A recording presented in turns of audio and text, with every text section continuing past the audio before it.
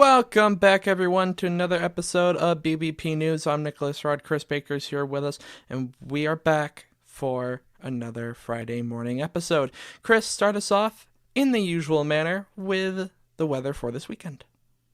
In Los Angeles, California, it is mostly sunny with a high of 63 with a mostly sunny weekend. In Houston, Texas, it is mostly sunny 58 with thunderstorms moving in throughout the weekend. And in Chicago, Illinois, it is partly cloudy with a high of 16. It is raining on Saturday.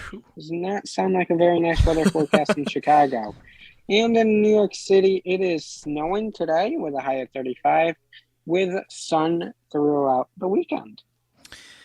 You know, talking about, seeing Chicago's high of 16, we're going to get that around here, Chris, in a few days. We're actually We've going. already had it. Well, I mean, sort of, but we actually haven't had, like, the high itself being, like, 15, 16. Usually that's We with the did wind here the chill. other day. But we're going to hit negatives at night, and winter's here, winter's here. But, speaking Yeah, of I that, don't want to talk about it. speaking of that, though, we're pretty much a full week into 2022 now. It'll be a week tomorrow. But how are you feeling at this point? Well, let me just tell you right now, I am kicking my New Year's resolutions butt.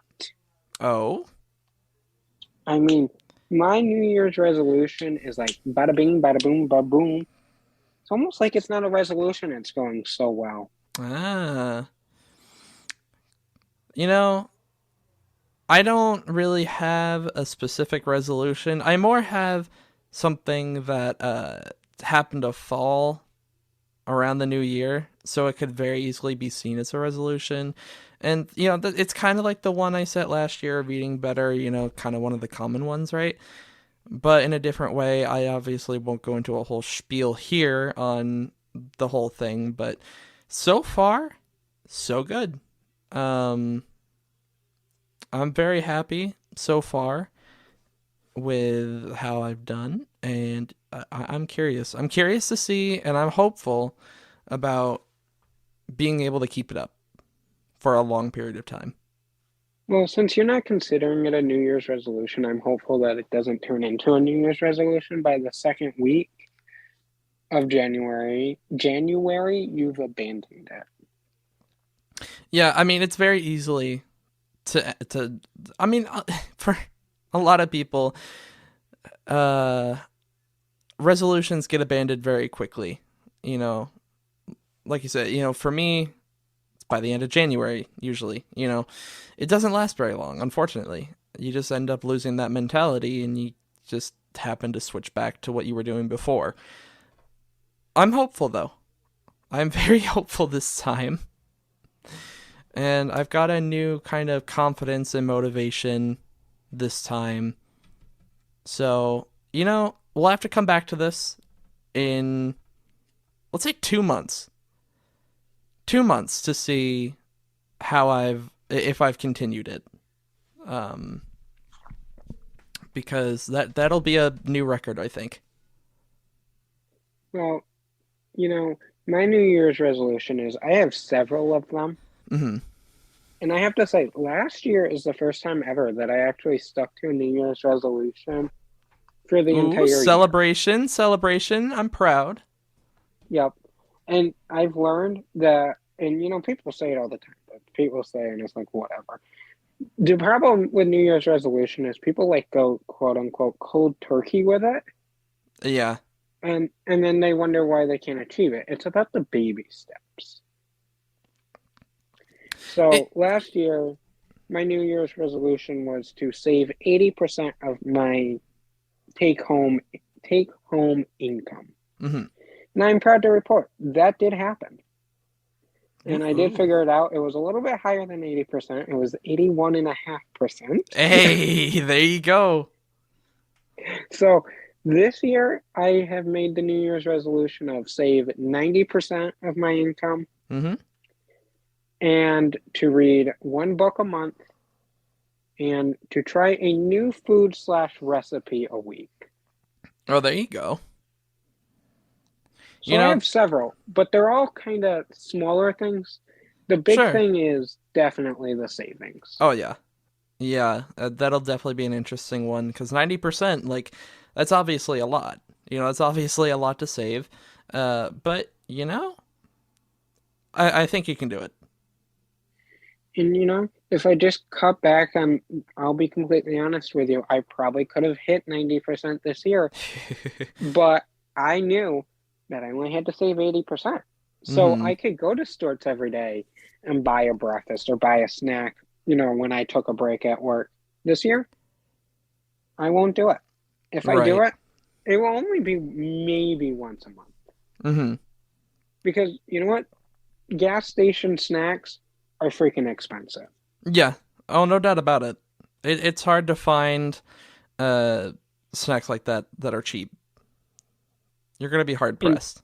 so we're cutting back on the gas station trips. I mean, even their muffins. I mean, you get their breakfast muffins, given they're humongous, but they're still like $4. Yeah. So you know what? I've decided, because I don't know why, but during the summer months, I always have cravings for blueberry muffins. So I'll just start making blueberry muffins at home. It's cheaper that way. I'm very excited to. First off, I like the book one, especially. I want to get back into reading at some point. Uh, I don't know if that's actually going to happen. I have no idea. I'm going to try, but we'll see where we get with that. I'm definitely not going to make it a resolution or anything, but I would like to get back into reading. I honestly miss it. It was a lot of fun and could be very just in. I don't even know what the word I'm looking for is. It could be a lot of fun though. But I'm very excited to see where honestly both of us get throughout this And year. I'm very happy to report that I was very worried about the reading one. I figured, you know what, I would start that one. I would probably read a chapter of the book and then just never return to it because that's just the way I am with reading. Mm-hmm. But I've said I'm going to read 20 pages a day, Yeah. and I've read 20 pages a day. And then Nice. some days I've read a little bit more. But either way, 20 pages a day. And out of the 240-page book, I have 40 pages left to read. Awesome. There you go. And I'm only a Starting week strong. in. Yeah. So, you know what? I think, you know what? I'll just get another book and maybe I can double up some months. Does that count? No. No. Oh, Survey okay. says no. Well, we might need to modify this resolution to 12 books per the year. No, the contract has already been signed. Uh, can't go back on it now. Well, I think we've said enough about New Year's resolutions. Good luck to anyone that's on, like the dieting, weight loss journey resolutions. I will think of you because those are the worst. I will also think of you because I'm right there with you. I'll be right there on that train with you. We'll ride it out together. And you know what? I'll be honest with you. Last year, one of my resolutions also was to start going to the gym more regularly. That got abandoned so quickly, and that gym membership got canceled so quickly. No, no. So good luck, everyone. That's all I'm gonna say. Yeah, good luck to everyone. Good luck to all that dare to set those goals and set those, expectations. Hope for the best. I know I will for myself, so. But we have news to jump into. And if anyone wants to be like me and set the easy New Year's resolutions of trying new food. There you go. Sometimes those are the good ones, though. That doesn't help you so much with the weight loss journey, but I mean, it can. It's kind of the. Well, no, hold on. It can though, because there are a ton of recipes. If you don't eat healthy typically, or you don't eat too many very nutritious things, there are plenty of recipes out there. If you're serious about changing how you eat and dieting and all that, there are tons of things you can try. So there you go. Nick, did I specify they would be healthy foods? Well, no, but just speaking to your point, if it can't help it definitely can. Yeah, the chocolate cake that I made could definitely help. Well, obviously, if you if you make the recipes unhealthy, that's on you. But anyways, we have a bunch of news to get into. Starting off, today the Supreme Court is hearing two major cases against the vaccine mandates.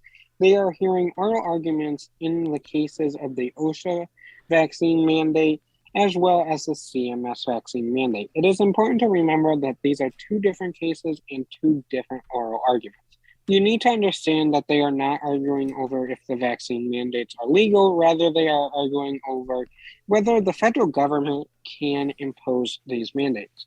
The Supreme Court needs to decide whether to lift or uphold the current stays put into place by the lower courts, and they will also be deciding whether or not these mandates can take effect while the cases play out in the lower courts.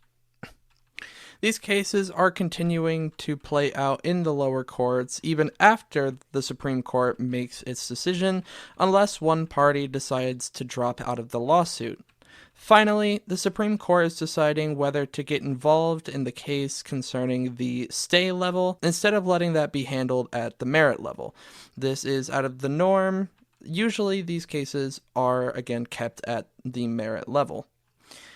At the end of the day, this will all come down to timing because non-compliance for OSHA begins on January 10th and February 28th for the CMS mandate. The FDA made three major decisions this week about the Pfizer's COVID-19 booster vaccination that you will want to know about. First, the FDA extended the emergency use authorization for Pfizer's vaccine for approving a vaccine for 12 to 15-year-olds, and second, shortening the time for completion of the first two doses and the booster to 5 months instead of the original 6 months for everyone over the age of 12. And finally, allowing a third vaccination for kids 5 to 11 that is immune compromised. Kids that fall into this group are children that have had a solid organ transplant or that have been diagnosed with conditions that are equivalent. As always, the CDC did have to sign off on the FDA's approval, and they did so this week. Along with this, as always, if you have any questions about the vaccine and whether your child should get the booster, you should always consult your child's pediatrician. Tuesday, the January 6th committee sent a letter to Fox News host Sean Hannity asking him to speak with them. The committee believes that he has significant information that could help them understand what was happening the days up to the attack on the Capitol. The committee says they do not want to speak about his political views or his broadcasting, saying that they have great respect for the First Amendment. The committee refers to several text messages that was sent to the White House Chief of Staff, Mark Meadows. The January 6th committee says Hannity sent this message to Mark Meadows on December 31st, 2020. Quote, "We can't lose the entire White House counsel office. I do not see January 6th happening the way he is being told. After the January 6th, he should announce will lead the nationwide effort to reform voting integrity. Go to Florida and watch Joe mess up daily. Stay engaged when he speaks to people. They will listen." End quote. The committee also wants to know the context behind the text message Hannity sent on the 5th saying, quote, "I'm worried about the next 48 hours, end quote.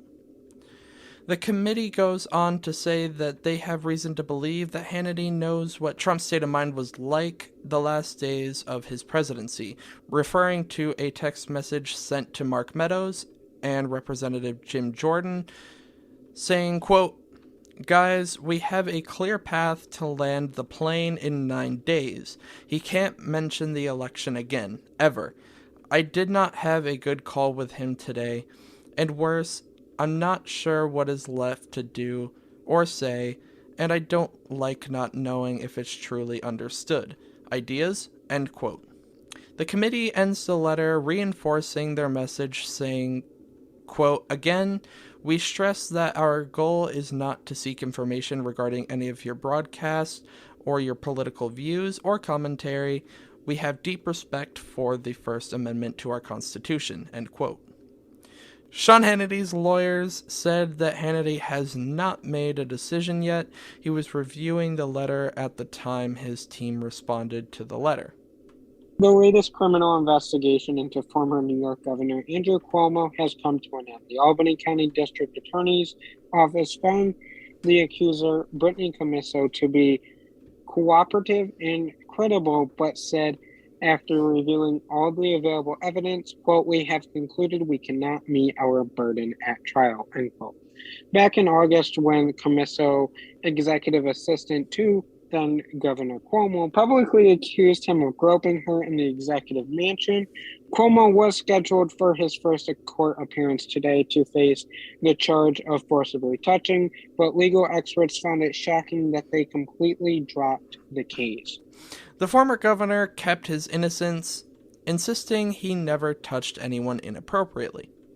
He stepped down from his post back in August. The Albany DA is the fourth prosecutor to not pursue charges against Cuomo. Cuomo's attorney said she had no comment when pressed by the media, and Commisso's lawyers said she will pursue civil action against the former governor. Cuomo will still be in court today virtually. Monday, New York Attorney General Letitia James subpoenaed the two oldest Trump children, Ivanka Trump and Don Jr. In the court filing, it says they subpoenaed them to find out, quote, "the valuation of properties owned and controlled." The Attorney General's attempt to get testimony from the former president was reported in December, but the court filing Monday was the first public disclosure that investigators were also seeking information from Ivanka Trump and Donald Trump Jr. The Trumps are expected to file court papers seeking to squash the subpoenas, setting up for a legal fight similar to the one that played out last year after Letitia James' office subpoenaed another Trump son. Now getting into rapid news. 4.5 million people quit their job in November. If you are expecting a child tax credit this January, you will not be getting one because Congress has not passed legislation to expand the child tax credit yet. And finally, the Chicago Teachers Union, which is the third largest in the country, voted on Tuesday to switch to remote learning, and battles have continued over that. For more information, I have an article up on Medium regarding that whole situation and what's been going on. Nick, what do you have for the very first Friday episode of Good News for us? All right, so this is, we've had a lot of hero stories on the show lately, in these Good News segments. And this is another hero story, just kind of in a less obvious way, a little more subtle. So, a woman, a pre-med student, was at a hockey game in Seattle, and it was actually her first hockey game ever that she had been to. And she noticed something on the equipment manager's neck of the Seattle team.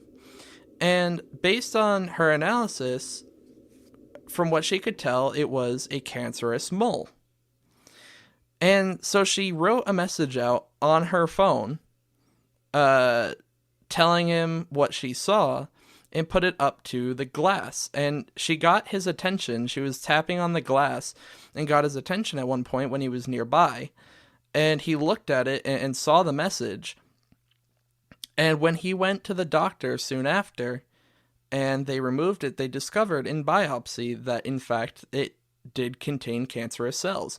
So this pre-med student, who just happened to be at the game, in her first game ever, spotted this. And the equipment manager said that he had no idea that the mole was even there. He didn't know it even existed. And she managed to spot it, A, from a distance, and B, in the middle of a hockey game, and basically saved him and his family from going through, just an incredibly tough situation. And he announced this during a game soon after. And both the Seattle team plus the opponent the opposition team during the game in which he announced that she had basically saved him. They came together and gave her a joint gift of $10,000 to help her through her medical school bills. That's awesome that she noticed that at a game and he didn't even notice it's there. It's not funny, but it's always amazing how it's people that never, met these people before notice these things versus people that see this person every single day. Well, and you know what's interesting is this isn't the first time we've had stories like this. Back before I was crowned, king of good news, Chris, you had given us a story a long time ago about someone who was watching the news and noticed that a news reporter had something on their neck that turned out, if I remember correctly, again, was cancer. Um, and so just like, it's like you say, the fact that these people just happen to see it, um, just on this one-off chance, they see that this is there and effectively save that person and again their family from going through a lot of difficulty and a lot of hard times. Hero, hero. And you must have had to dig through the archives for that one. You know, I'm very glad I found it. Whatever effort I put in, I won't No, say I either mean way. the archives to remember the story that I gave a long time ago Oh, when I oh, oh, used to give no. them. Honestly, it just popped into my head. When I can't even explain it, but for whatever reason, when I read that, the good news story that you had told just came flooding back. Um, and that's one of the reasons that I feel I've become the good news king is because like I just hold on to these. I love these good news stories. I love finding them. I love talking about them, and they stick with me. They stick with me. So I was just very happy that I was able to find this one and remember the one that you had told back then. You know what? No one is trying to take away your good news king status because you know what? If they did, it would just be embarrassing. Because you know what? I don't know how. I do not know how you remember these because even when we're not recording, for some reason we'll be talking about something and a good news story will just pop into your head and you'll remind me. And I'm like, I completely forgot about that. So you know what? You are the good news king. It's going to stay that way forever. That's an excellent, excellent good news story. I'm so glad you noticed that, brought it to his attention, and then in return, she's getting help with her medical tuition bills. It's just an all around excellent story. I loved it. I absolutely love this. I love how subtle the whole thing was. I love that she was recognized for it. I love that they're helping her through. Just like you said, all around, amazing story in my book. That is the end of this Friday morning news episode. Make sure you follow us on BBP News' Twitter account for the latest 24-hour breaking news so you're always in the know. And until Monday morning, have a great weekend, everybody. Bye, guys.